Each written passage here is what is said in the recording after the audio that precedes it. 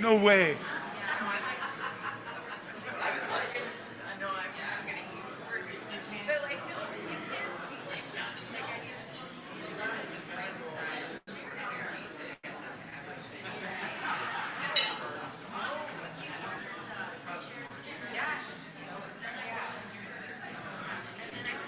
Check, check, check, check, check, check. Check. Check. Check. Check.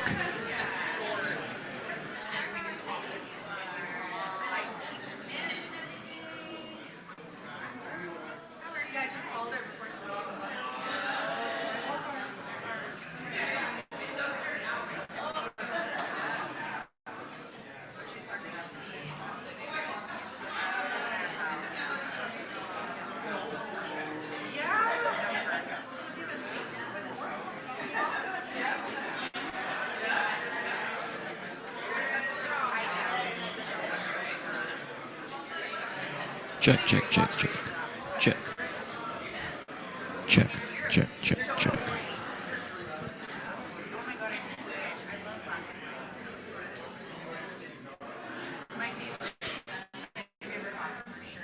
I've tried sending Mike, but it's...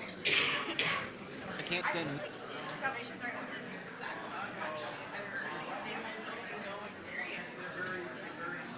Check, check, check, check, check, check, check, check. Check, check.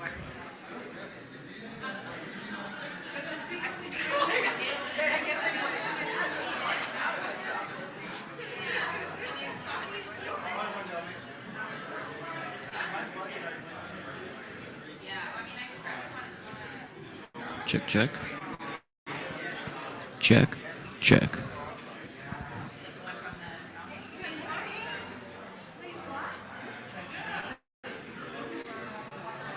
Did it come through?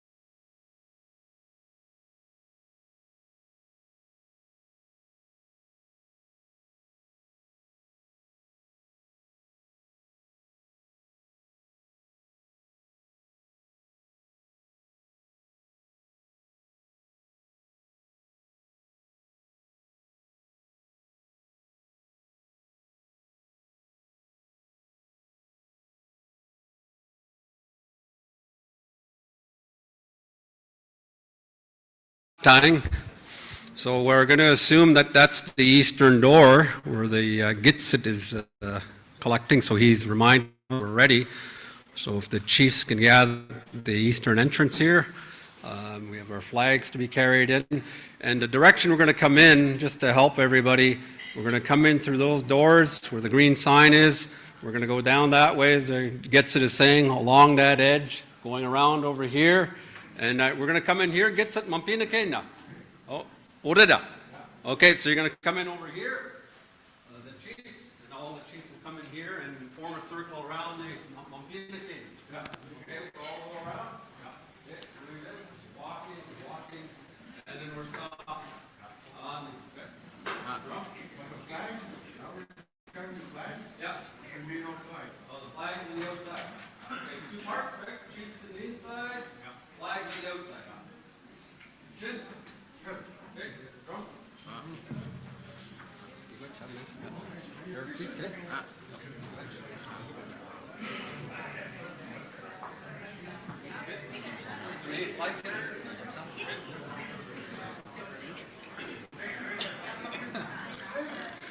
So if your community flag is here, if you want to come up and gather your flags. After their conference that they're having. And if there are some helpers as well, for some of the flags that need to be brought in, that'll be helpful. And we have Bear Creek that'll call us into the meeting. Miigwech.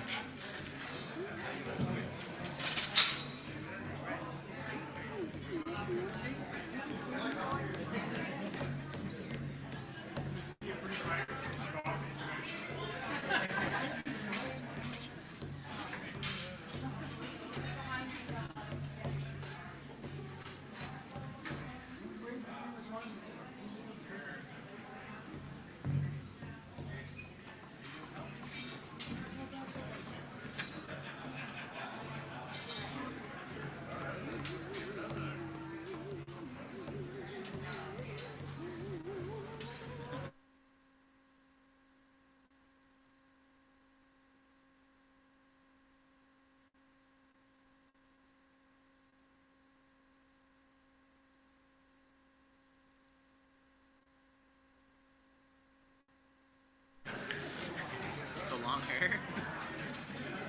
Oh. Almost from behind.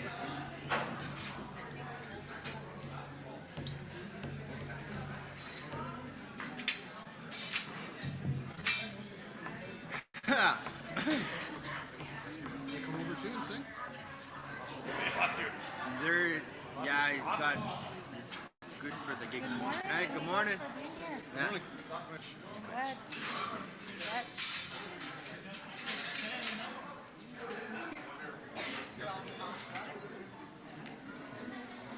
What? The guys work, I guess. Good meeting, Chief. Their jobs. They're made men.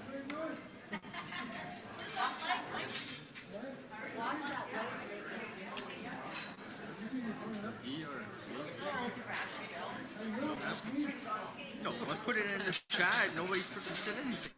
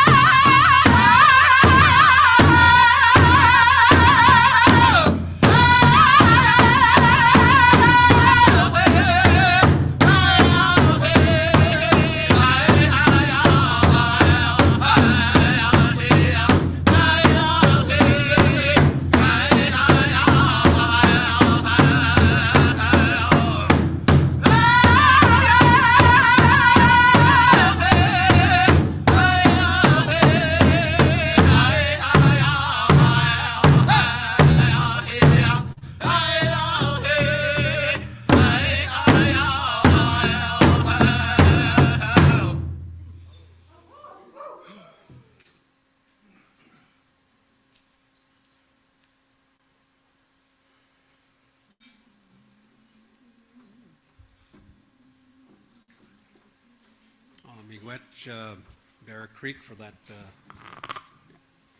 welcoming song, and bringing in led by our Eagle staffs, and our Gemaik for being in this room, and then all of our helpers and our sacred items that have been here to start this beautiful day.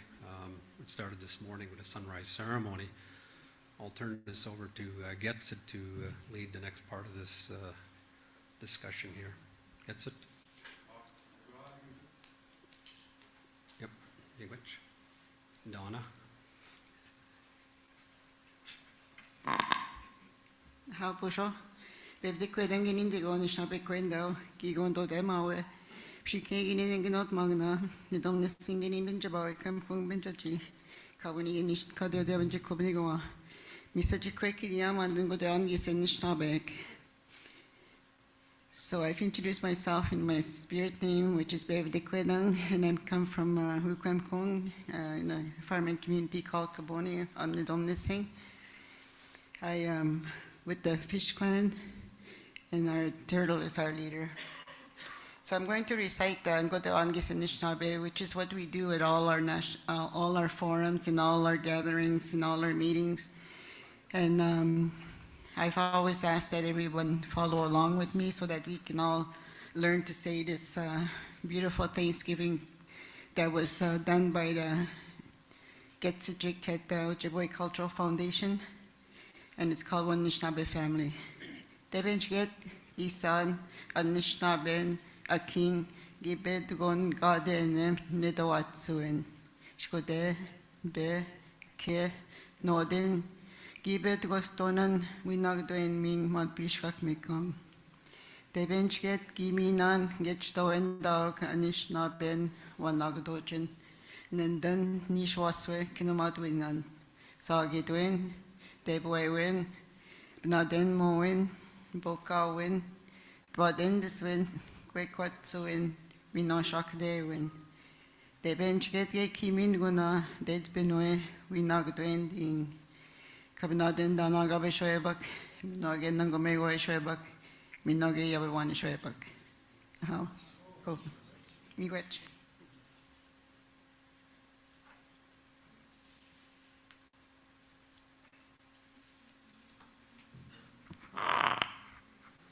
Bonjour, de nemang de dik, nem kian koten de gu. Unut kusse, another modo siniga tu temia. Amne tu de bench again, geget chitoin da mi Anishinaabe, ibis de wit. Mi nongo de gan jmarsta jeba ki meneskat. Ushkote, abet tut. Geguget mego, we can unda ma. Je mange de hot. Gaya si mampi, shkone ganen gezet.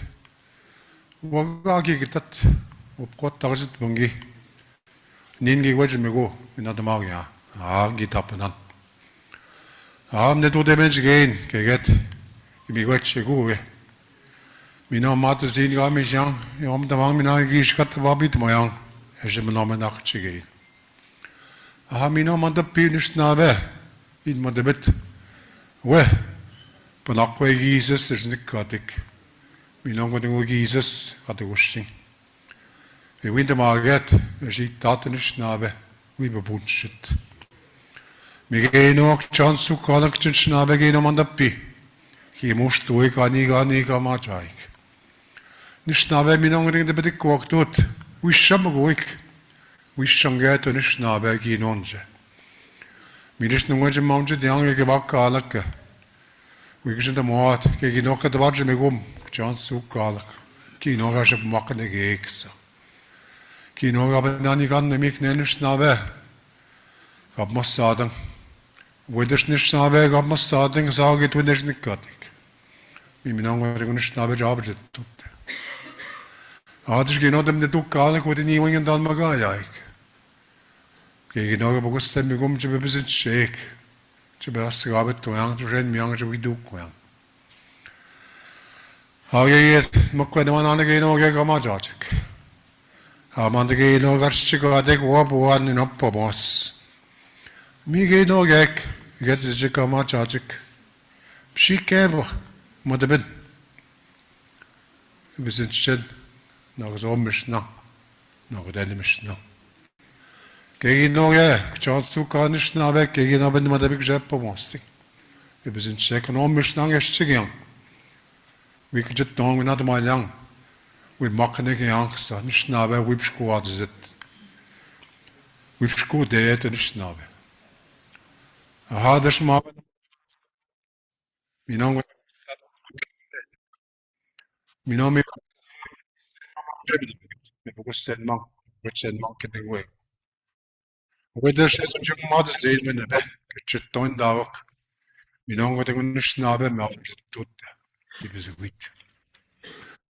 Arsenal go. The Gaben of the tsunami of the was set the moya. Was the moya. Mother's it Minamish. Woman the monk got you get our bit of them. And she may not again. I'll give the Gaban and look miss now. You get me get the Martin Schnabek, conversion of Macanat. Mino get on last Gaben to the Schnabek. Miguel Jagino, and cooked Gabasika. You got Chen Daman, she know. Haben in der Stimme nicht gehört, aber ich bin gut. Wie gut ist denn nach und genau, und der habe ich tot nicht haben. Genau, ich bin so gut mit Boga stand bin ich gerade nah nicht habe gemacht. Wir müssen mit nah mit der Batsch mal gehen. Hast du ich gehen in Arzt. Mi watcher mit der weeks and mi got tickets and mi got last drummers flags do a flag song and after that we push the eagle steps. Now mi got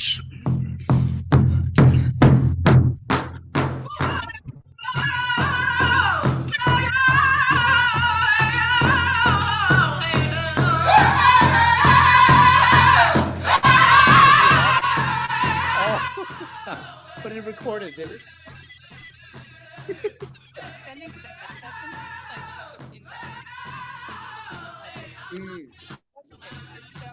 Yeah, okay. That was one thing that just, So I thought I pressed English when I'm doing English. He spoke in Ojibwe. he has no idea which language it is. He just tell people who want to listen to whatever the translation is, which we're doing. Okay. All right. We're going around soon. Yeah. I think keep it like this and just Yeah. that should be okay. Okay.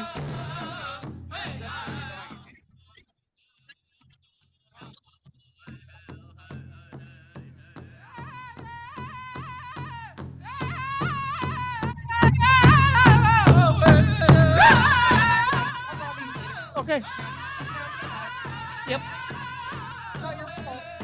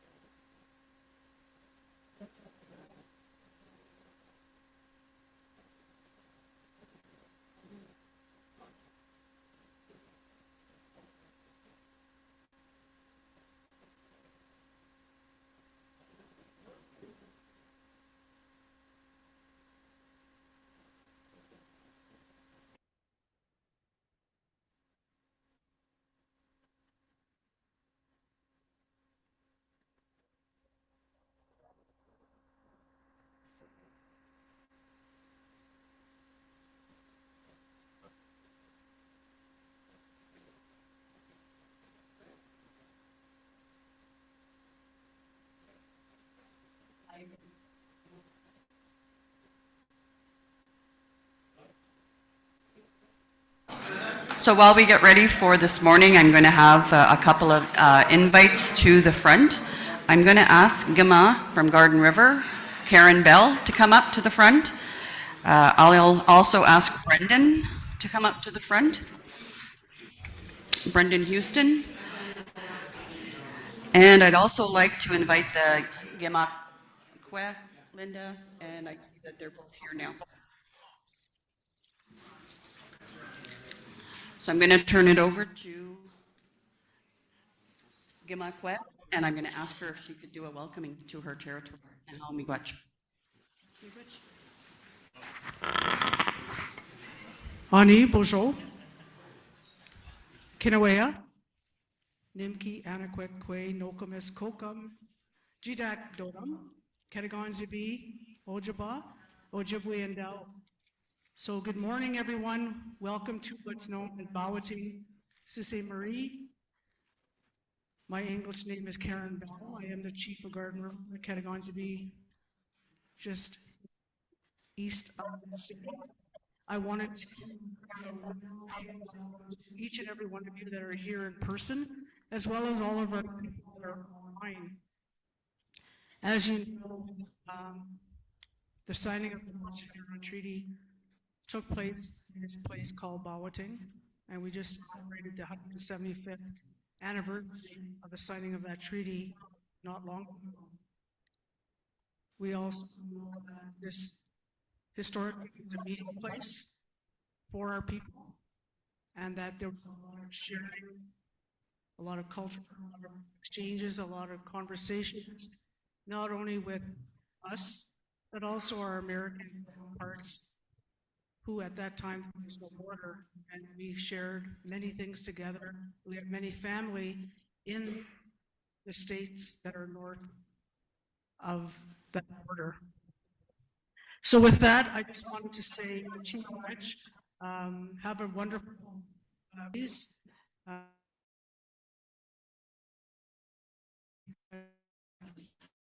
Commitments, they will hear what we're all speaking of and what's being discussed today. This is important business, and as the representative, I think it's important that I'm being here and listen and learn, because we all have something to learn no matter how many times we come to these assemblies.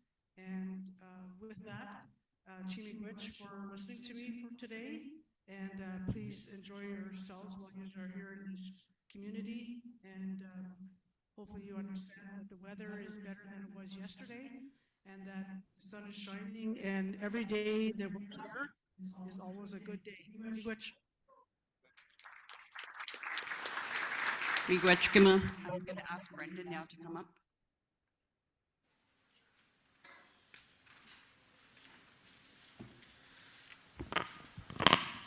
Anin, Kinawea, Minogujep, everyone. Good morning to our chiefs, our elders, our nation members, and guests and delegates who are here joining us today and for the next few days. Gamokit Nigo, Bising and Donjaba. My English name is Brendan Houston. I'm from Nipissing First Nation, and I'm so proud. Months ago, I want to also start by acknowledging and giving thanks to our sacred items, our elders, and the warm welcoming we received to the territory here this morning, and for each and every one of you and our leadership in particular for making time out of busy schedules to be here with us. I really appreciate you being here and spending some time and giving us some of your thoughts, your guidance, and your direction. It's a real honor to be here with you as the executive director. This is my first fall assembly. I'm a little bit taken aback thinking when I first joined the Anishinabek Nation many years ago as a policy analyst, I never thought I would be standing here taking on this type of responsibility. So I really just want to say a heartfelt Miigwech, and thank you for all the troops, guidance and encouragement I've received from each of you since joining in this role. When I stepped into this position, I understood it wasn't just about overseeing the secretary and the administration, but it was a help bringing your collective vision to life. This assembly and each of our assemblies is an important opportunity for each of us to take time to gather, to reflect, and to plan how we move forward as a nation. you to supporting the implementation of your direction and vision, ensuring the priorities you set here today and tomorrow and into the future are carried forward with discipline, coordination, and most importantly, results. The Assembly, I just want to, just highlight that this is really your space. It's where decisions, of course, are made, where direction is set, where our unity, our Go-Way Wongas Anishinaabe becomes visible. So I look forward to listening, to learning from each of you, and to work alongside our wonderful team of the Anishinabek Nation and, of course, our leadership here to advance the vision of a strong, united, and self-determined Anishinabek Nation. So that, I'm going to move to introduce our co-chairs for the next few days. And I'll be seeking a motion to appoint the co-chairs. So I will start by introducing our first co-chair. It's Charlotte Bed. I see the Shining Turtle. I'll introduce Charlotte first. Charlotte is a citizen of Serpent River First Nation and currently resides in Ondek, Conning. Currently, she serves as the Director of Operations of Gwenda First Nation. Prior to the role, Charlotte was the Chief of Staff at the Assembly of First Nations, and she had transitioned to AFN after serving as the Chief of Staff of the political office at the Chiefs of Ontario. Charlotte is well known to the Anishinabek Nation. She served as the band manager for Ondek First Nation before being called to assist the Anishinabek Nation, where she worked as a policy analyst under Grand Council Chief Glenn Hare. She has also held the role of Regional Director for the Lake Huron region. Her experience in finance, governance, and First Nation administration. Charlotte has served as the financial controller for her own First Nation and as finance and human resources manager for the National Residential School Survivors Society. She speaks and understands a bit of Anishinaabemowin and is passionate advocate for language revitalization and learning.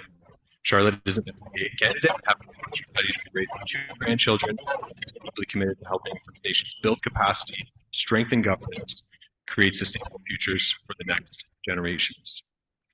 Her passion and purpose continue to guide her in every role she holds. So I ask that we welcome Charlotte as our co-chair here.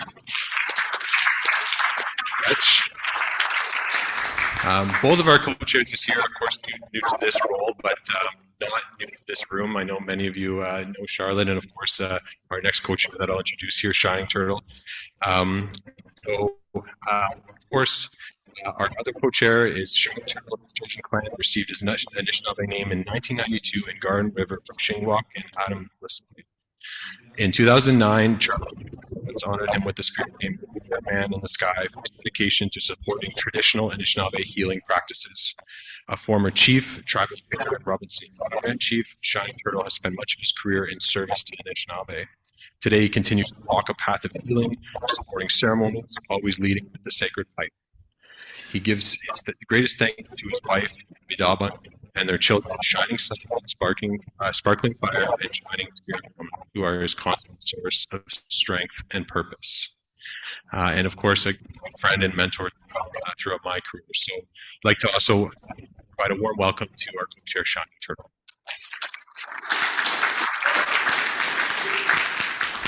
So with that, we will move into our first order of business, which is to appoint our co-chairs, Charlotte and Shining Turtle.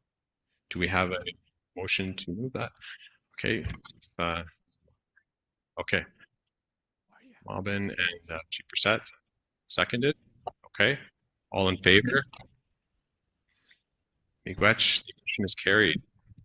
Awesome. So I will now hand this over to our wonderful and qualified and experienced co-chairs to lead us through the next few days. Miigwech.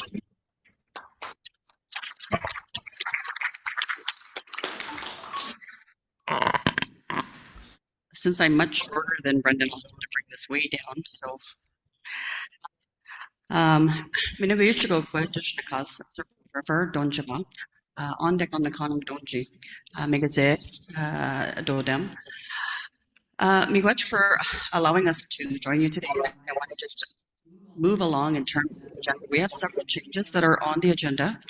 We have some extra things that we need to add to the agenda, and one of them is we have to have some motions to go into the corporate meeting and to come out of. We have a motion to go into the Anishinabek Seven Generations Charity and to come out of.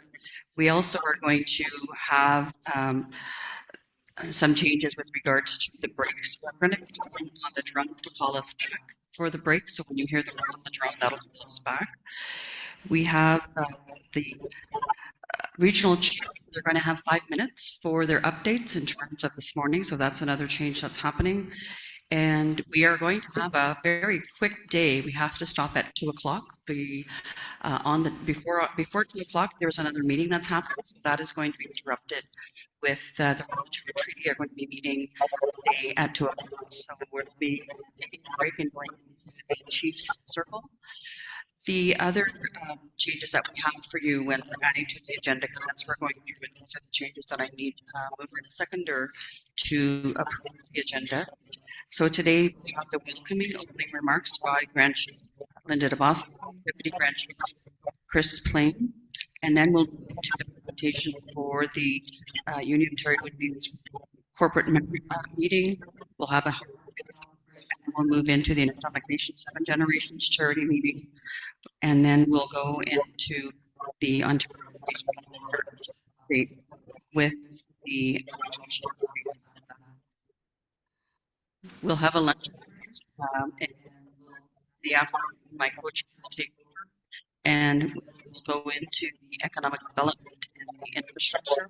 We'll have a we'll go that'll be day 1. Day 2, we have sunrise will be at 6:30, and we'll have the governance, legal up the date for 9 a.m. We'll go into governance. We'll do the health, and we'll go. We'll have it at 11. We'll have the lands and resources, and we'll also then move into the social development. We'll have a quick lunch, and then we'll go into the political. We're hoping to have closing prayer needs to be added to the agenda by our elder or gets it, and we're hoping that our Grand Chief So can I have a motion to accept the agenda with change? Gimak, Karen Bell, seconded by. Say that again. Okay, Chief. So if there's any other questions, do we have any opposition? Any abstentions? Hearing none. So I'm going to call the Chief to come up and give us some welcoming remarks, and after the Grand Chief, the Deputy Grand Chief.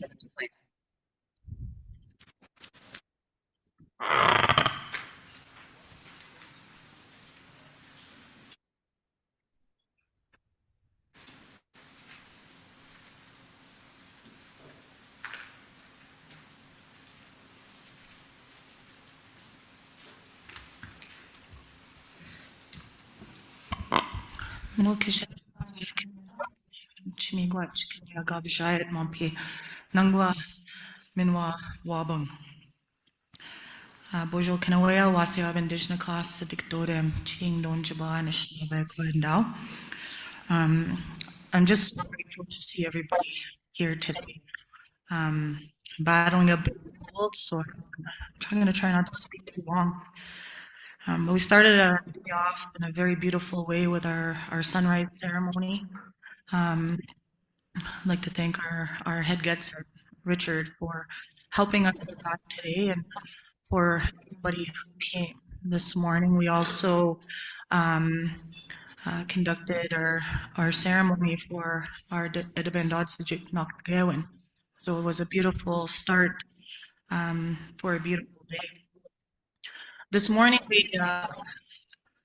we talked a lot about children and our responsibility, not just as leaders, but as Anishinaabe people, help raise them and guide them in a good way. And I'm so grateful that we're blessed with the company of a little one today, Stitch Manitoba's nephew. So I actually like to call him up.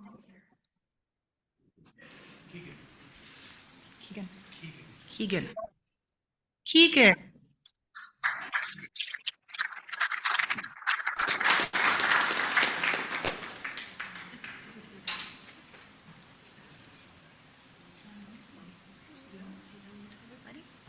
Here you go. Annie.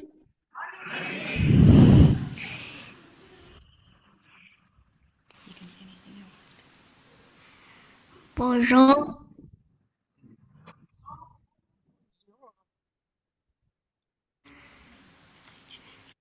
Chimigwech.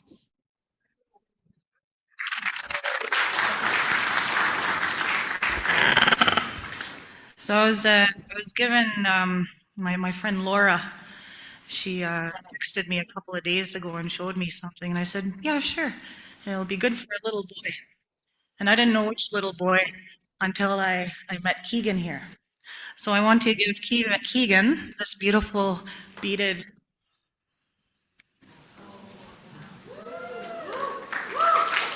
And I want to say, Keegan Chimigwech, for being here. You're the reason why our leadership come together and do the hard work that they do so that you have a beautiful and wonderful future. So Chimigwech for being here.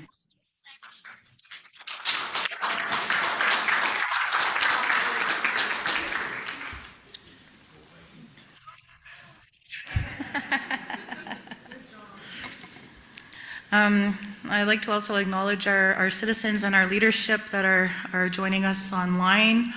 Our leadership include Chief Patsy Corbier, Chief Shane Tababnang, Chief Kelly LaRocca, Chief Lori Hockaday, and our proxy Marla Maneg. So Chimigwech for also joining us.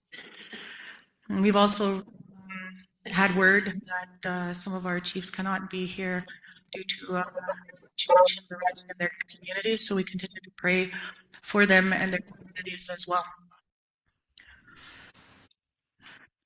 It continues to be a very uplifting time, I think, and feel with our leadership. Our regional chiefs, our deputy, continue to do a lot of work to help support the advocacy for our nations and to help guide us in between assemblies. And over the last year and a bit, there have been many good changes. And I'd like to thank our staff for being very open to these changes. Our staff have shared often with me that they are so honored to be working for our nation. And that, you know, through COVID, it was very difficult to get out to communities. And as our Gudwe One Anishinaabe says, we are our staff who are now going to do the work to get back out to community, to really strengthen those relationships and to really gain that understanding of what all of our nations need. And to our leadership, I know it's been tough. It's been tough for many of our leaders in so many ways. Oftentimes we feel very alone, that we're carrying a tremendous amount of weight on our shoulders. We grieve with our communities, we celebrate with our communities.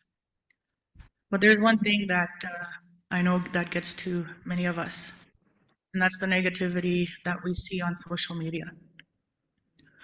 That space has become very toxic space in our lives, not just to leadership, but to our people. And what we write, our people, ourselves, what we write on those websites, the whole world can see. And right now, it's been ever increasing the amount of, I don't even want to call it brave, but the way people who are not First Nations are behaving on social media. The First Nation denialism, the online hate towards our nations that our chiefs can see. And I think that we don't need to be part of that.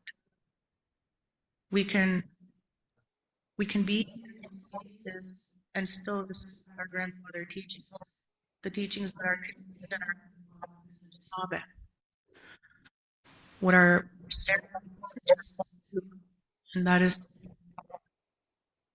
be active in a good way, the best way possible each and every day. And of course, we make mistakes. We're human beings. We all make mistakes. I make mistakes all the time. But in those mistakes, we get our greatest learning, our greatest opportunity to become better, an opportunity to apologize and make amends, and to continue moving forward with the way. We're never alone, even in our quietest moments. We are surrounded by our ancestors, those who have gone before us, those who have worked so hard for us to enjoy the life we live today. I was thinking about would I want to visit Anishinaabe again at our sunrise ceremony and how we are one big family. This morning was pretty cold by the water. And some of us, including myself, wasn't dressed appropriately. And our team, our staff provided us with blankets.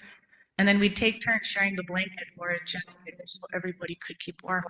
And some of us cuddled with each other. And I'm like, this is a beautiful thing. Not one of us is not one of us is so selfish that we're not sharing the warmth, but we're all taking turns ensuring that we were all okay. And when I was thinking about that, I was like, we are so lucky, and the Creator continues to watch over us as do our ancestors, because we're not faced with wars or bombings. As hard as it seems sometimes in our communities, those are the times we need to take that minute and remember gratitude. Remember how grateful we are. Remember how our paths have all led us here, right now, we're all where we're supposed to be. And we have an incredible opportunity to continue to do that solid work together, to continue with this positive change and revitalization of our nation. Because in the last year, I can tell you, governments are hearing the Anishinabek Nation, our collective leadership. Through your leadership, through your direction, through our conversations, for our teams listening, we are starting to regain territory. We are starting to regain space. And sometimes it's passive, and sometimes we get obstacles put in our way. But those obstacles, we all can overcome. Today, for instance, today is budget day, the federal budget day. Our ancestors survived thousands of years, and this austerity budget is but a short period of time. And we will get to this as we always have done. I'll remind you that we are still here. And our people are going to still continue to be here. We have our culture and our languages and our ways of life. And we have that guidance, the strategies we need to deploy to continue to survive. We are so prosperous and wealthy because we have these things. And together we forge a future and model behavior so that our children can do the same thing. And someday Keegan will be standing up here addressing the Grand Council. And that's why we do what we do. On September 30th, I was joined by Getsit and Art Jocko, and we went to Ottawa, and we did a sunrise ceremony there as well as a pipe ceremony. And that morning, we didn't know where we were going.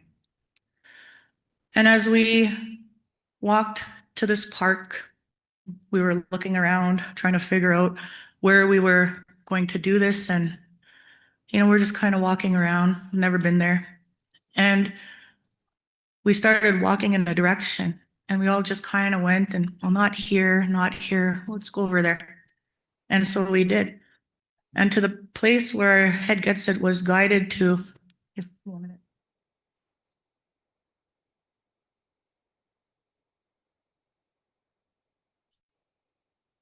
this little swing was sitting there in the exact spot where we're supposed to be.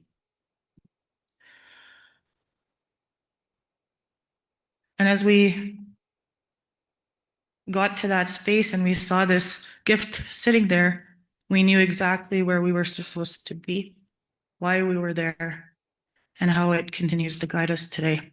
And that's really for our children. So now I carry this with me as part of my bundle, as it was left for us there and for what we were doing. And as the sun came up where we made a fire on the lands of a park in Ottawa, we were surrounded by trees. And as the sun came up, the sun was directly over our fire. It was such a beautiful gift and a beautiful time to remember and receive the messages from our ancestors. So I think all of us, when we look at a newborn baby, we feel that immense love and pride and how innocent that little one is. And we're always reminded why we do what we do. And our minds, our perspectives and our mind change. So I'm just grateful for the continued work we can do together. I'm so grateful to see all of our leadership here. And I'm really excited for what the future has to bring, because I know our team, our deputy, our regional chiefs, our leadership, we are all doing the best we can with limited resources, but we have heart and we have passion, and we're not scared of anybody. So Chimigwach for joining us. We look forward to the direction that you provide and continue to provide for us today. I know that some of our Robinson Huron Treaty Chiefs will be leaving us at 2, but we are going to continue on with our circle, and we're going to continue to have those conversations and continue to seek your input and direction as to how we continue to do this work, this great work, this honorable work, this difficult work together. And when we do these things together, we do become stronger. We do become that force to be reckoned with. And that's a powerful thing. Because who has our backs is our ancestors. We're supposed to be here. We're still here today, and we're always going to be here. Chimigwach.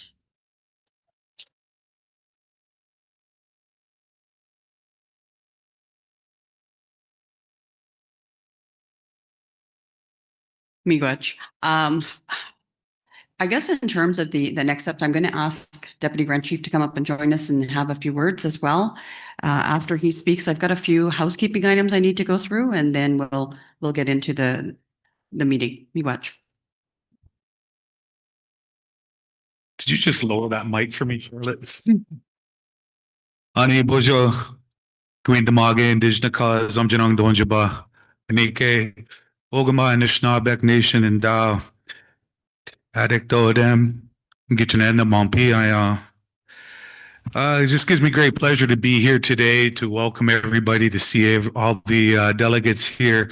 I want to acknowledge the territory that we're in, Chief Bell, and I know you come from a shared territory, so I want to acknowledge this particular territory for welcoming us again, time and time again. This is a very historical place within the Anishinabek Nation.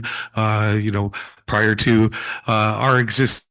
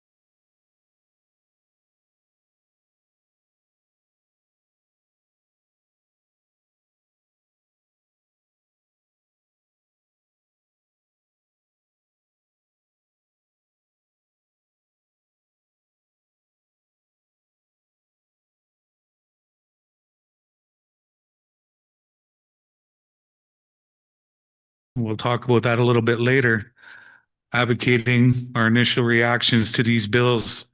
And now we have our oversight committee getting formed, who will be tasked with dealing with these issues and the opportunities these bills bring to our respective territories. Yesterday, we had a leadership council meeting discussing our issues and discussing the government's political climate and the work we need to do to bring meaningful changes to your communities. Followed by our sunrise ceremony this morning and in preparation for the Fall Assembly. I'd like to thank our co-chairs, my friend Shining Turtle and Charlotte. As was indicated by Brendan, they're no strangers to our assembly, but it's great to have you both back. And I also want to acknowledge former Chief Keith Knott, who I did see at the sunrise ceremony this morning.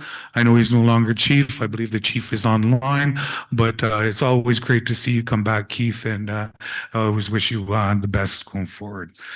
So with that, I'd like to just say, I'd like to wish everybody a great assembly. Look forward to the next couple of days. We got a lot of work to do, so let's get busy and let's get at her. Miigwech.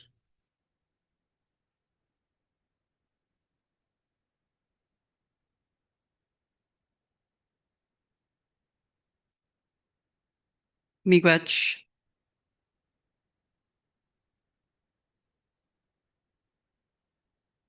I just wanted to let everyone know we had a bit of a technical difficulty. We are just trying to let everyone back in online. So we are waiting for that to happen. We also wanted to acknowledge that Chief Tim Amaniki joined us online as well this morning. I know that he wasn't online when the Grand Chief mentioned all the chiefs that had joined us today. One of the things I'd like to begin, I guess, is just for a little bit of housekeeping. So we do have the rules and procedures that you have in your packages. Those were all emailed to you in advance, and I just wanted to make sure that before we move into the agenda and go forward with it, that we take a few minutes to go over the rules of and procedures that supports this, and to help us go smoothly through our meeting today. The electronic materials and access to them, again, like our technical difficulty, we'll see it will be interrupted now and again, and we'll have to pause and wait for them to come back and join us. We have in the access to the electronic meeting, they will have access to the agenda for the full 2 days. There's going to be a link to the platform in which will contain the slide deck. So those will be shared as well with resolutions and other documents. So we'll be reviewing today. We're going to be moving away from the printed paper copies to help reduce waste. However, binder packages are available at the registration table for anyone who prefers to follow along. I want to thank Isidore Toulouse for coming back and translating and doing the accessibility for the Anishinaabemowin language and for our speakers. And for those attending in person, the headsets are available at the right of the stage. For those attending online, you can click your global icon and the button of your Zoom screen to select your preferred language and channel. So please feel free to use that service so that everyone can participate in the language they are more comfortable with. I'd like to acknowledge the rules of procedures. I think I read that book about 15 times before coming here today, just so I wasn't going to make a mistake. And then, of course, I made a mistake, the first one, forgetting some people on the agenda. I want to thank Chief Chad Edgar for allowing me to not mispronounce his name. So I wanted to get it right. So thank you. That was my first mistake today. And I wanted to also remind us that we are established under the Anishinaabemowin and endorsing the resolution 2024-04. So those have been reviewed and updated periodically. And then the last review was done in 2023. And there has been no significant changes that have been made at that time. The Chiefs in Assembly, we do not need to adapt these rules at each meeting. They are standing rules that guide us on how we operate during every Grand Council Assembly. These rules are the framework that you, the Chiefs, have mandated as co-chairs to follow and to ensure an orderly, fair, and respectful process happens today. Within quorum, we'll be following up on quorum to ensure we have quorum as we go through the resolutions and to ensure that quorum is met. So as we come in and out, when we're calling you back in, we're going to be utilizing the drum to do the roll call. Quorum requires 60% of the chiefs or proxies to be in the room, either registered or present online. And we're going to have 39 members of our First Nation members. That means that at least the minimum 24 chiefs or proxies must be in the room participating. As chairs, will confirm quorum at the start of the day, after each break, and before any vote or resolution is brought forward. And my co-chair is going to be working with me to confirm that quorum is met. If quorum is not met, we are going to be continuing for updates and information sharing only, but no decisions or resolutions can be passed. Participation in speaking. When we wish to address the assembly, please approach the microphone that we have in the middle, and we ask that you wait to be recognized by the chair. We want you to state your name and your First Nation clearly for the record, because this is recorded. And for those that are joining online, we will be monitoring and your raised hands, and when you wish to speak, we'll get you acknowledged by the chair as well. We ask everyone to be respectful of the time limits. We recognize that this is going to be a short day. We're trying to move along on this agenda till 2 p.m. And we're going to allow space, however, for all voices to be heard. So if we haven't heard what you've had to say, we're going to direct you to one of our staff that you can share your commitments and your comments with, or you can bring it up to the chairs, and we'll share that with the GIMA. Grand Grand Council Chief Linda and Deputy Grand Chief. As we've come out of COVID, we still have hybrid meetings, and so we continue to have online participation. And our technical staff right now is working diligently to get everybody back online, and I see they're now back online. Miigwech for that, and for your patience, everyone waiting for them. We will have support staff if there are issues that are coming forward, and I look forward to having a beautiful day. When it comes to the resolutions and the motions, we will have motions that we're going to be calling online without any movers and seconders that are pre-recorded. So we will be calling on you directly at the moment for a mover and seconder. So only the chiefs and the designated proxies can move and second the official resolutions. And Leadership Council Executive will have to discuss if there are any late or emergency resolutions coming forward. So before we accept those, they'll have to come together, the Leadership Council, and let us know if we can accept any of those emergency resolutions. Once the resolution is presented, we'll display it on screen and then in real time so everyone can review it, and then we'll go through the motions of the recorded vote. In-camera sessions. At the time that we were discussing this, there were some questions about the sensitivity of matters. And when we go in camera, one of the questions that I had raised, as well as my co-chair, was the motion to go in camera for these sessions. And it's to be mindful and respectful of the things that we talk about in camera. And as chair, one of us will remain in the room with the chief's proxies and the selected staff. And it'll be the Leadership Council that will advise us who will be allowed to stay in the room and who will be asked to leave. The live stream, however, will be disabled. And so those people that are live streamed will not be able to join. However, those that are on Zoom, the chiefs that are in the room that are on Zoom, they will still be able to join us, just so that you're aware of the people that are watching. There are two different platforms for that. The cultural protocols. So each day we'll begin with sunrise ceremony, and includes the prayer songs and thanksgivings by our local elders and our drum group. These ceremonies remind us to conduct ourselves in a good way and uphold the Anishinaabe values and guide us in our governance structure as we move forward. So moving throughout the agenda, you'll see that we're going to be following procedures that'll help the efficiency throughout the day. After the summary, we'll then proceed to review we'll proceed with the agenda, and then we'll call for movers and seconders for the motions to adopt. And once the agenda has been adopted, we're going to begin. And we've already adopted the agenda, so we can move forward. Those in short are the rules of procedures for today. I want to thank everyone, chiefs, proxies, elders, staff, for your preparation and participation.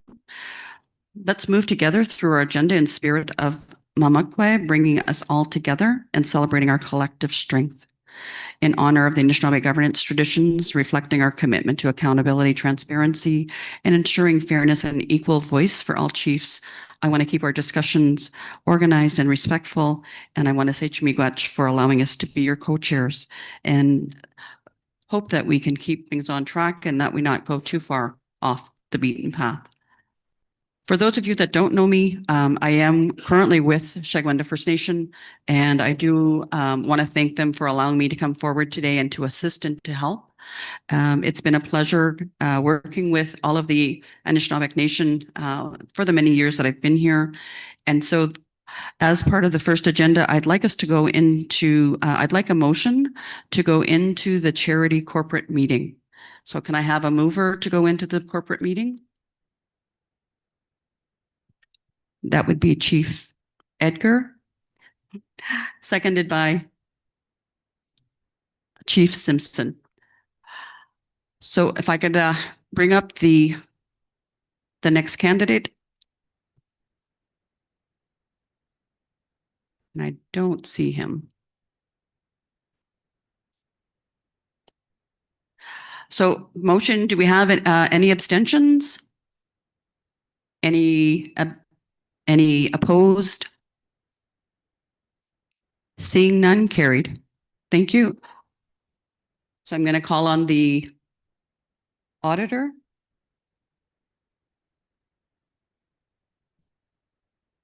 And here he comes. So presenting our audit for today for the Ujimshario Indians 24-25 audit is Eric Pino from KPMG, and he's going to come in and explain the audit.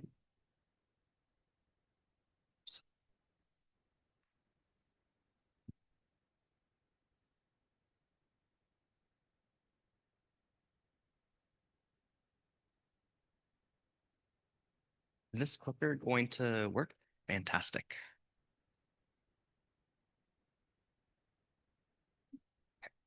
Well, good morning, everyone. As mentioned, my name is Eric Pino. I'm an engagement partner with KPMG here in Sault Ste. Marie, here to present the audit findings and our audit report over the Union of Ontario Indians, as well as the associated charity for the year ended March 2025. We have issued a clean audit report at the end of August, or an unqualified audit opinion. This is consistent with what this group has received the last several years, and ultimately is the highest level of assurance that we're able to provide under Canadian auditing standards. So no changes in that respect.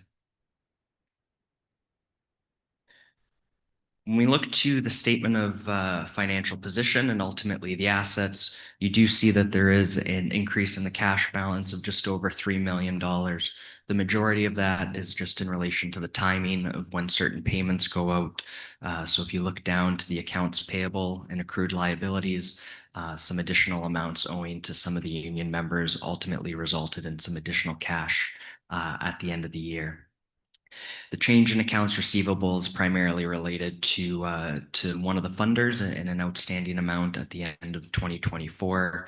And on the capital asset side, a slight increase in relation to some additions during the year. So primarily related to the building and some vehicles that were acquired during the period. Just moving down to that bottom section under the liabilities, you do see the accounts payable increase by just under $6 million. The majority of that are amounts owing to the union members to operate some of the programs that the group provides.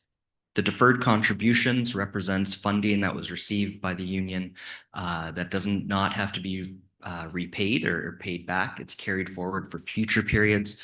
So these are often multi-year programs, and those funding amounts are allowed to be spent in future periods, and they're represented there of just over $31 million.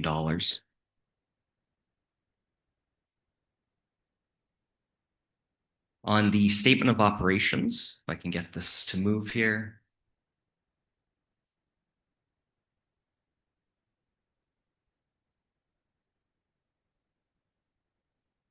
Can I just get some help to go to the next slide? Thank you so much. Government contributions increased approximately $9 million. That's the majority of the funding that the group receives.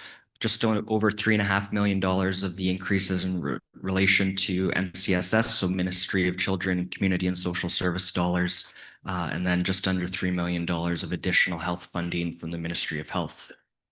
The other funding agreements related to a one-time funding amount in 2024 of just over $8 million related to a specific funder. And you do see the increase in interest revenue primarily related to some additional cash on hand during the period, as well as some higher interest rates. When you look at the expenses, overall relatively consistent with the prior period, so no significant changes. You do see the decrease in the payments to First Nations. That is all in relation to funding. So as your funding changes, the payments that are available to the union partners will change as well. Small is primarily related to changes in full-time equivalents or staffing, as well as individuals moving through the regular staffing grids. On the bad debt side, very small amount in the current year, small recovery. Last year related to some old receivables that were determined to be uncollectible, so more of a one-time thing in 2024 and not reoccurring, but overall relatively consistent with the prior period.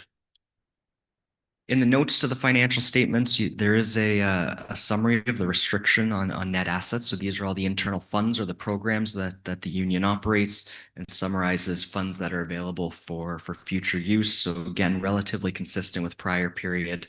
We've highlighted some of the significant changes. The one I'll bring forward is the change in the property infrastructure decreasing during the year. That's consistent with that increase in capital asset spending that we mentioned previously. So with the addition of those new assets, some of those reserve funds were utilized to fund that. Moving on to the charity, again, we have issued a clean audit opinion or an unqualified audit opinion. Again, the highest level of assurance that we're able to provide under Canadian auditing standards. When we get to the statement of financial position, relatively consistent balance in the cash account, an increase of $73 million or $73,000, primarily in relation to the operations for the year. So a surplus was generated that sits in the cash account. The AR amounts are consistent with the prior year, and the trade payables, again, are just related to timing differences. The deferred revenue amounts, so again, these are amounts that are carried forward to future periods. They are not repaid, repayable to the funder. These are just multi-year programs and available for use in future periods. That's primarily in relation to the timing of the Catch the Ace draw in the prior year. So when those prizes are paid out and when those ticket purchases are made, impacts the change in that number. When we get to the statement of operations, a small decrease in donation revenue for the year, but more than offset from the sales, sponsorship, and special events. So 260,000 of that increase is in relation to the success of the Catch the Ace draw in the prior year or during the year. The offset of that, though, you do see in the advertising and promotion line, the increase, that's ultimately where the prizes are being paid out of. So you have the increase in revenue related to. See on? Yeah. Take a look. Or bring attention to the contracts and professional fees. Those are amounts paid back to the Union of Ontario Indians, primarily for administrative services and support to operate the charity. So with that, Chief, I do want to take again the opportunity to thank everyone for having us here today to be able to present the audited financial statements for both the Union of Ontario Indians and the associated charity. It's always an honor and a privilege to serve the communities or to help serve this organization. We work with a number of the communities that this group represents, and we're able to see firsthand the great work and outcomes that are supported through the efforts of this group here. So with that, again, I want to say thank you and miigwech.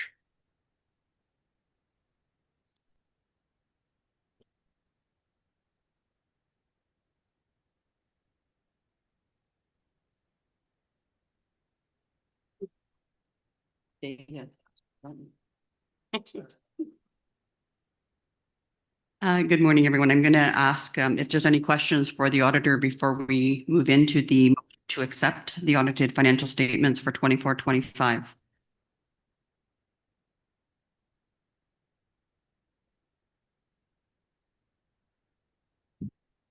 Chief Bell from Garden River. The only comment, it's not a question, it's just a comment. I couldn't see their font very well from where I'm sitting, so just FYI. Miigwech. Okay, miigwech. So if we have no more comments, I'm going to ask us to move into accepting the audited financial statement. So I need a mover and a seconder motion to adopt financial audited statements 24-25. Do I have a mover? Chief Naganash?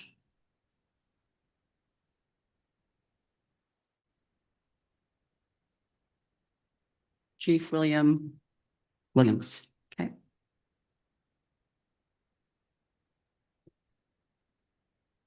Okay, do I have any opposed? Any abstentions?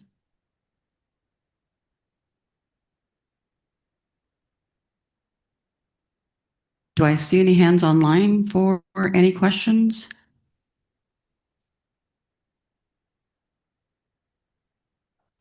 Chief Patsy Corbier, you have a question? We can't hear her yet.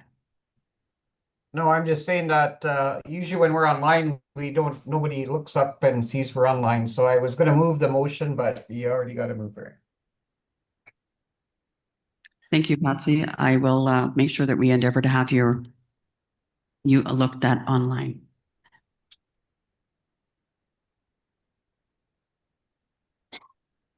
So being none that oppose, no abstentions, we're going to accept the motion for the audited financial statements for 24-25. And I'm going to call on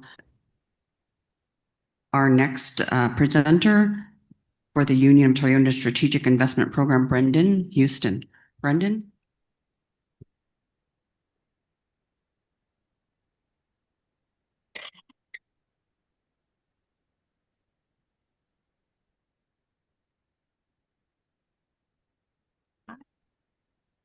So just a note for those of you that are looking in your packages, this is going to be in your binder in the last page. It's the last blue section of the binder. That's where this presentation is going to be. Miigwech.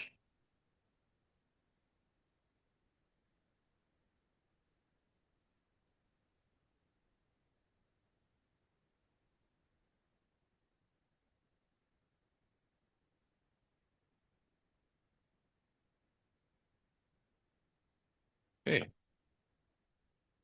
Good morning again, everyone. We'll just give our team here a quick minute to post the PowerPoint on the screens. Sorry.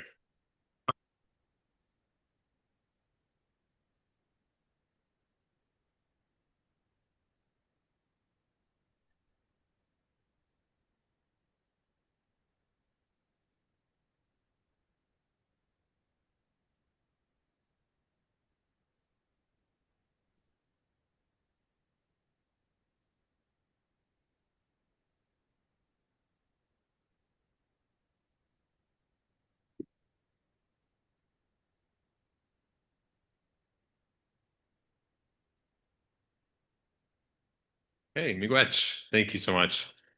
This works up here? Okay, perfect. Awesome. Okay.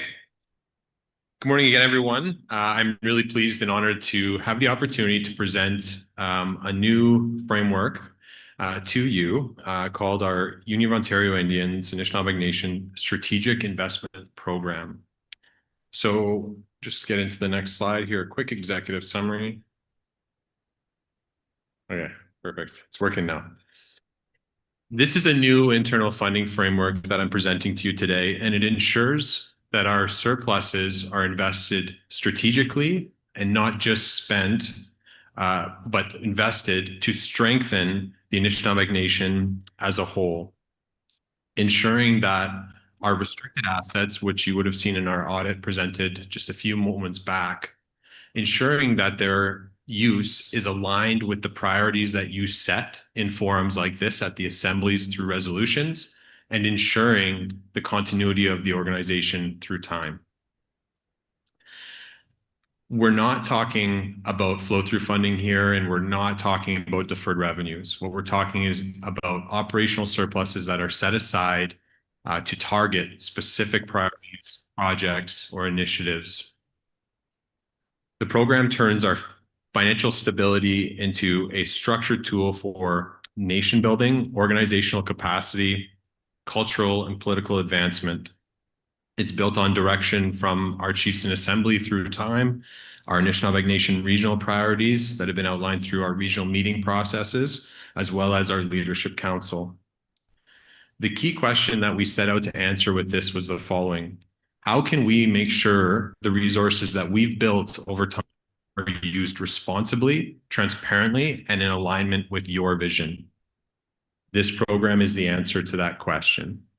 And just before I get into the meat and potatoes of this presentation, I want to say a special chimigwech to Aldo Keese, our Director of Operations, Mohammed Mughal, and Dwayne Nashqua, our Secretary Treasurer, who have helped guide this work over the last several months. I can remember the origins of this sitting as the regional Lake Huron regional rep on the Treasury Board, looking at that long list of priorities that we've outlined for our restricted assets and thinking we need a plan to action this. And this is in fact that plan. Into the background, so over the past 20 years, our organization has gone through a major financial transformation. Dwayne and many other leaders who have come before me have shared, the origins of their time, in the 90s, early 2000s, of break even or deficit years to now consistent annual surpluses. We have the financial health and stability to plan proactively as a result. We can navigate through periods of fiscal austerity, and we can be responsive and agile to the priorities that you set. Some of these funds over time through these operational surpluses were placed in internally restricted accounts and earmarked for various priorities. The problem was at the time there really wasn't a formal plan to mobilize these, and they weren't formally assigned in many cases to the appropriate responsible staff or initiatives that were earmarked in that sort of laundry list of items that you see in our audit. In some cases, we were successful in securing other funds, so we didn't need to use internal funds for that. We were able to secure agreements with federal, provincial funders. But in some cases, the project did not move at all. And that is a problem, and that's what we're trying to solve with this, is bring some process, some structure and accountability to the allocation of these funds, to the use of them, and to the reporting back to the chiefs and our leadership about how we've achieved the outcomes that we've set to achieve. The strategic investment program creates a clear, transparent, and disciplined process for using contingency surpluses. It applies only to contingency generated surpluses. Again, this is not deferred revenue. It's not flow through funds. I also want to just take a moment to acknowledge the fiscal diligence and the foresight of our former leaders and administrators. We would not have the opportunity we have today if it weren't for the operational efficiencies and the fiscal foresight that we've had decades ago. So I just want to say chimigwech for that. Really, it's about ensuring stability for the operations and ensuring that our strategic investments serve the First Nation priorities first and foremost. We're moving around a little bit on the screen. Is that me?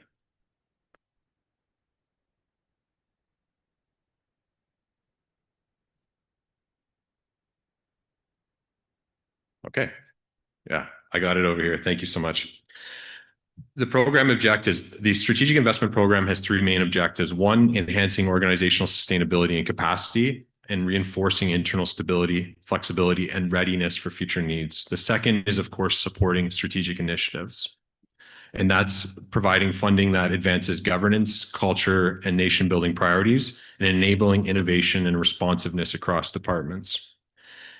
The third piece is ensuring transparent accountable, and impactful use of our internally restricted funds through a structured and formal process. In short, the program ensures every surplus dollar has a purpose and direction. Some guiding principles.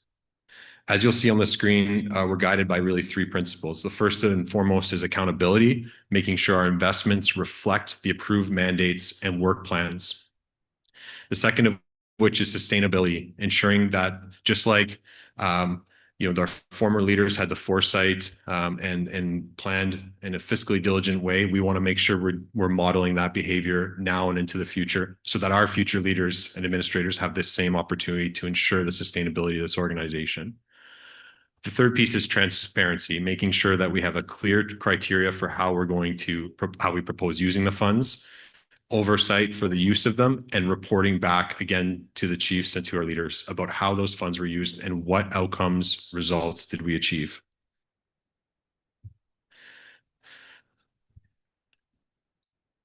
So how we've organized this program is really, when you look at the number, and it's about 27.9 million in the audit, if you look at this most recent audit, we're looking at, instead of having sort of a large list of these priorities that some of which may be current priorities, some of them may not, organizing them into buckets.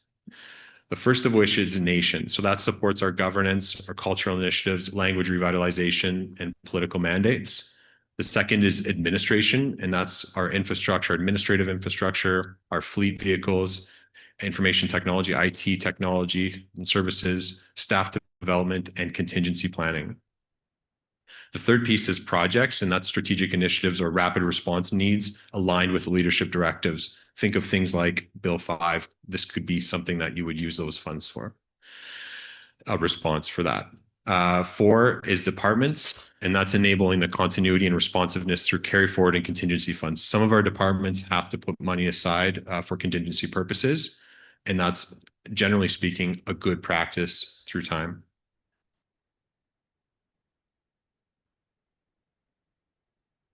So into the governance and management piece.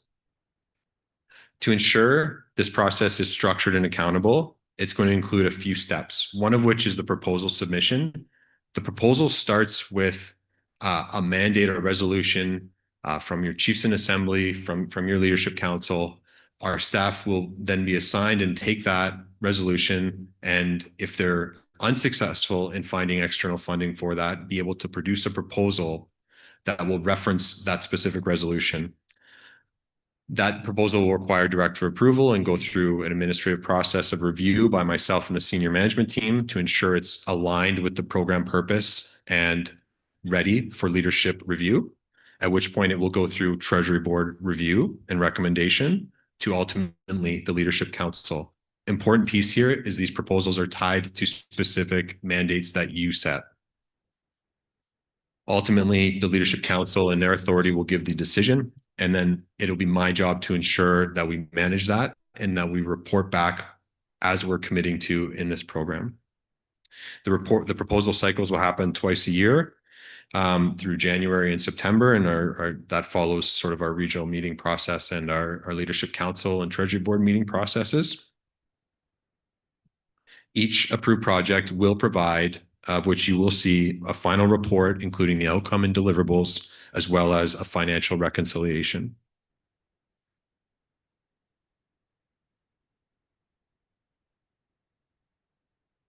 Awesome. So I think I've went through this already. Apologies, my clickers, I'm a little slow on the clicker here. So in terms of next steps, this did go through Leadership Council review and approval yesterday, but we will be proceeding through the implementation of it. And what we need from you is your feedback on the program design itself, what I've presented to you. But we also have received clear direction to proceed in creating policies for the replenishment of these funds, and just to make sure that we have a good, sound, formal structures for defining our ratios for capital asset replenishment and contingencies, best practices for our departments. Again, sustainability is at the core of this, and we will be doing a review and evaluation process as we should with any program design.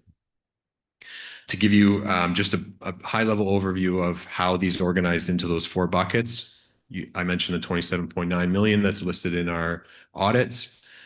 What's been proposed is to allocate $10 million into the nation bucket. Again, that's on a proposal basis. It's not like we have specific plans to mobilize all of that today. The second is administration, and that's 10 million.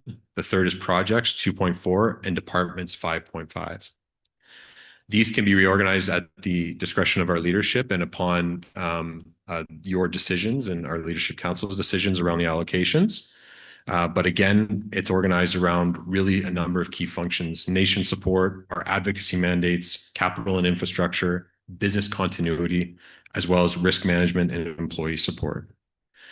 So I appreciate you bearing with me through that. But I am really quite proud of the work our team has done to produce a really good, structured, and sound plan that will be a foundation not only for today, but for future leaders in ensuring the sustainability of this organization and that we are agile and responsive to your directives. Miigwech.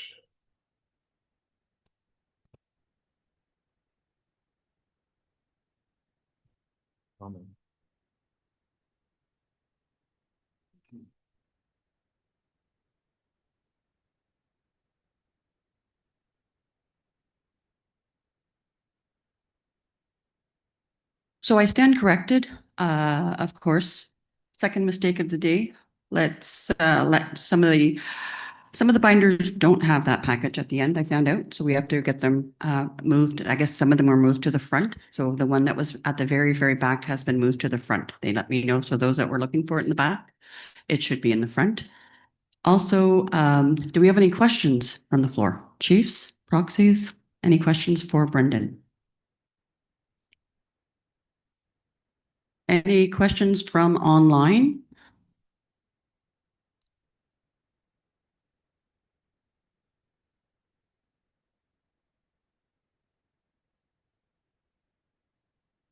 Okay, I see no questions online. Oh, we have a comment from Grand Chief. Go ahead, Grand Chief. Miigwech. On behalf of the Leadership Council, which includes our regional chiefs as well as an appointed member from each of your regions, and of course our deputy and our Gima Manika, who also sits on the Leadership Council, has fully supported and endorsed this plan. Where this came from was not this past June, but the June assembly before, and it was raised, just 1 second.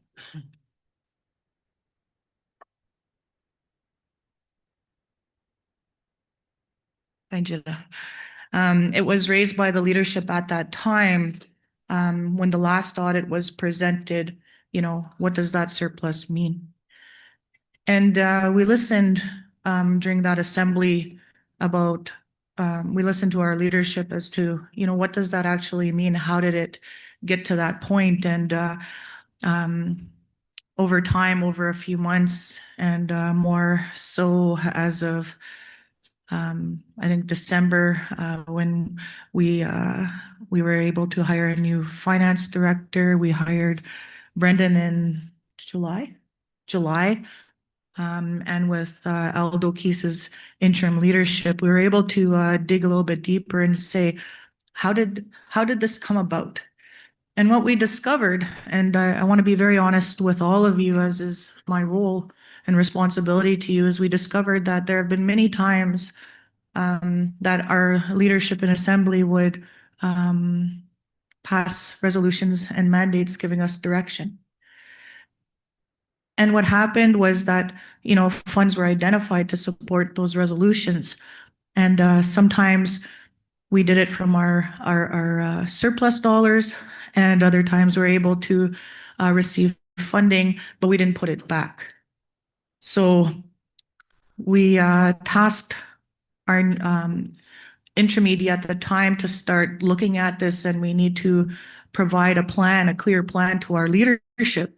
And then, of course, with our new AD, being able to put this together to provide that certainty that when you give a mandate, a plan will be attached and a plan will be developed And that will be reported back to our leadership directly. It's to really focus on that accountability and transparency piece and then going forward. And our leadership council, as well as our deputy, have heard from our different leadership, well, what happened to that resolution? What happened to this? As we went through this process, we were like, wow, okay, we see the challenges that transpired, and we felt and gave direction that it's time for a bit of a change here, you know, to better serve our nations, to better serve the direction that we're given. And that's where that came from. The other thing I wanted to share in complete honesty is that the audit also did represent a significant amount of money for flow-through funding, meaning money your nations will receive. And with our new team, that is underway to reconcile that, and we hope to have that completed in the next couple of months. So some of our communities will see an increase in the funds going directly to them. So I just want to say, Chimigwach, for your patience, the direction that you've provided, the questions you've asked, they don't fall on deaf ears, and we do address them. So, and I also want to thank our team for pulling this all together, and that next year we'll see a significant decrease in our restricted flow through funds and more dollars into your communities. So I just wanted to be absolutely honest with you, but also to acknowledge the hard work of our team that we've built to dig into this. It's very complex, but we have a plan forward, and I just want to say Chimigwach for your support.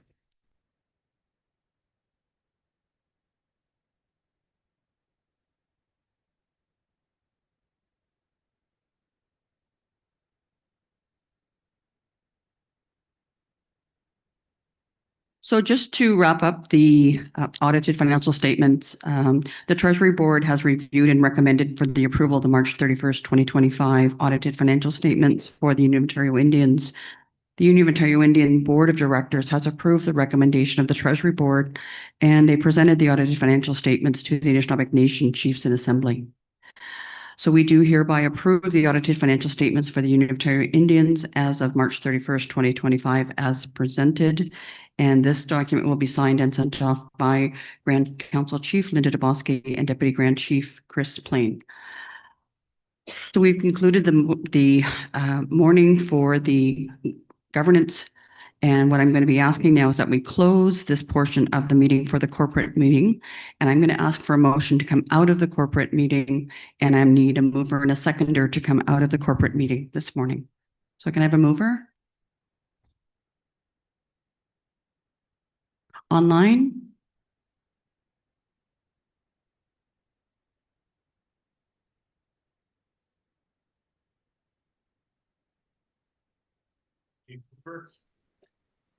I'll make that motion. Chief Rodney Madabi moved. Nawagabo. Oh, not. Sorry, Chief. And Chief Patsy, you'll second?